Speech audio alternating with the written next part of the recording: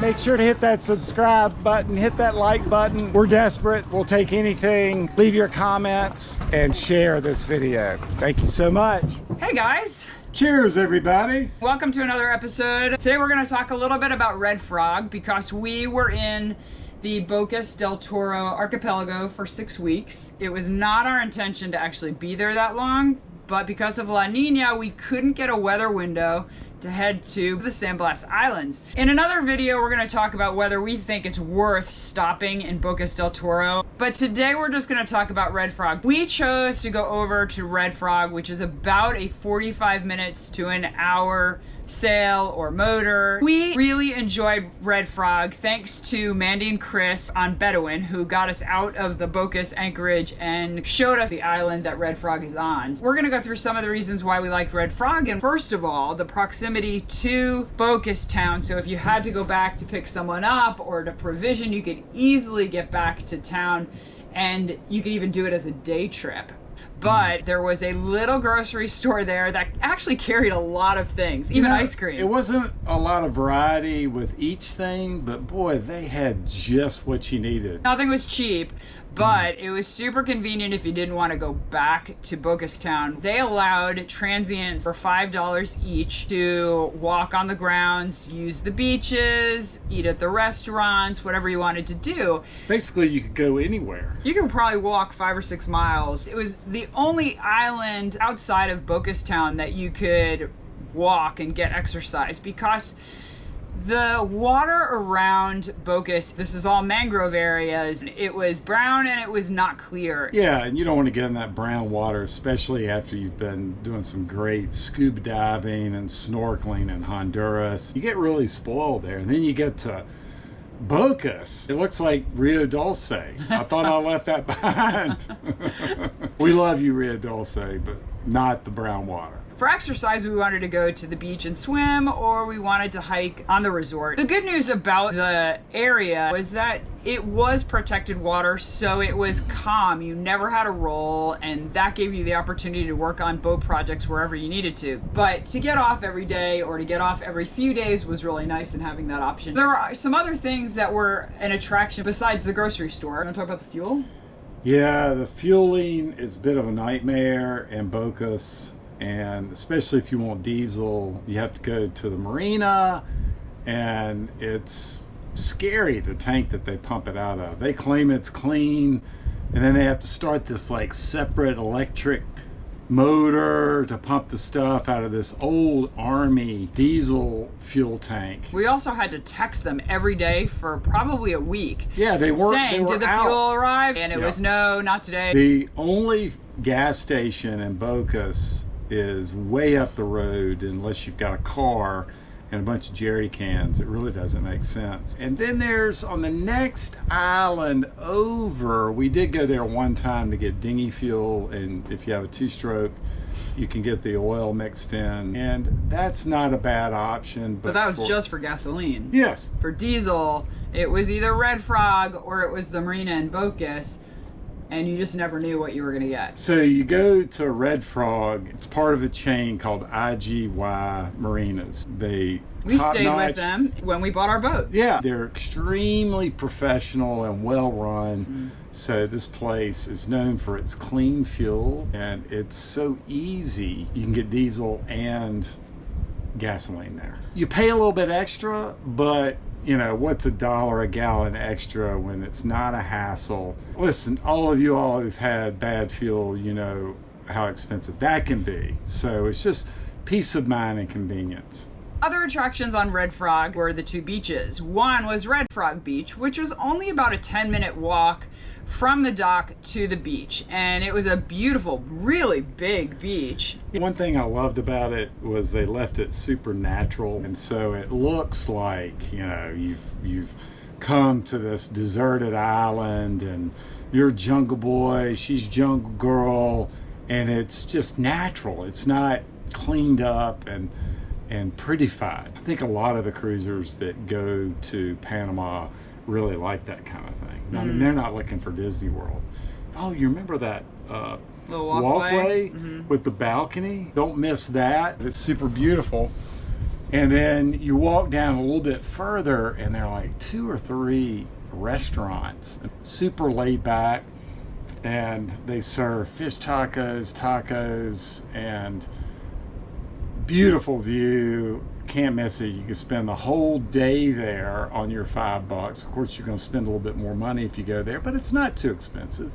And the food quality's pretty good for being that remote. The other beach was called Pollo Beach, and Pollo Beach was about 45 minutes from the dock, and ironically, it was the beach that no one could find. Everyone that we passed was asking, where is Pollo Beach? Or we were asking them, where is Pollo Beach? I don't know why it was so difficult to find, but it was just one of those weird things. And it's part of the resort, but the people that still live there are not part of the resort, and they refuse to leave the land. So I think Red Frog intentionally downplays it so that there's not an issue. The beach is not very deep at all. It's about deep enough for one person to sit on it side by side. So the reason that Red Frog Resort is called Red Frog is because they have an abundance of poison dart frogs called red frogs. That's a big deal in Bocas del Toro. What was the island that we went to? It was off of Dolphin Bay, where they had those mint chocolate chip frogs. Yeah. They were cheap. They were everywhere. Coolest looking thing you've They're ever so cute. seen. And the ones at Red Frog are super tiny with little black spots on them, but they're bright red. You can't miss them, and I think that's the only place where they exist. Let me tell you, they're worth seeing and worth naming a place like that after. But there were other wildlife attractions there too. We saw sloth every time. To get to see a sloth is just really a magical experience. They're just the coolest creatures. And the great thing, the hard thing is finding them, because they look like a big ball of dead leaves up in the tree. And they don't move very much. And that's the good thing. This thing's not going anywhere. But there are a lot of other creatures. You see white-faced monkeys and leafcutter ants were everywhere. Those are so cool. Aside from that, there were beautiful birds and flowers and trees, and it really was manicured beautifully. So it's a great place to walk around and just be in nature. Yeah, and I'd never seen one of these red poison dart frogs or a sloth, so that's pretty cool. The other thing that's staying in the area of Red Frog was that we were close to the town of Bastimentos, which was just up island from Red Frog. You had to take your dinghy there. And thankfully, Mandy and Chris had already scoped it out and knew where to leave the dinghies at the dock. It's our last day of adventure with our friends on Bedouin. We are off to a new spot. We are gonna go hiking and do some fun things.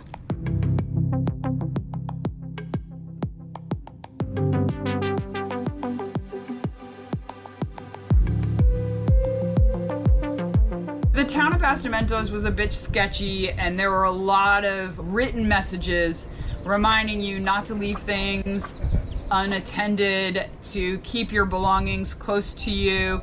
There was a big police presence down at the beach. When we walked down the beach, the police actually followed us. And we learned from one of the locals that there was a lot of theft that was going on in the area. And really, Bastimentos, other than Bocas Town, is the other place where backpackers will go. So when backpackers have their passports and money and telephones all stolen, it becomes a big deal for the town. We went to hike to Wizard Beach, which was an hour-long trek through the jungle. It was pretty hilly and not so easy because it had just been raining. It rains all the time in that area. There's a ton of mud there. Try to go when it's dry. Make it a lot easier.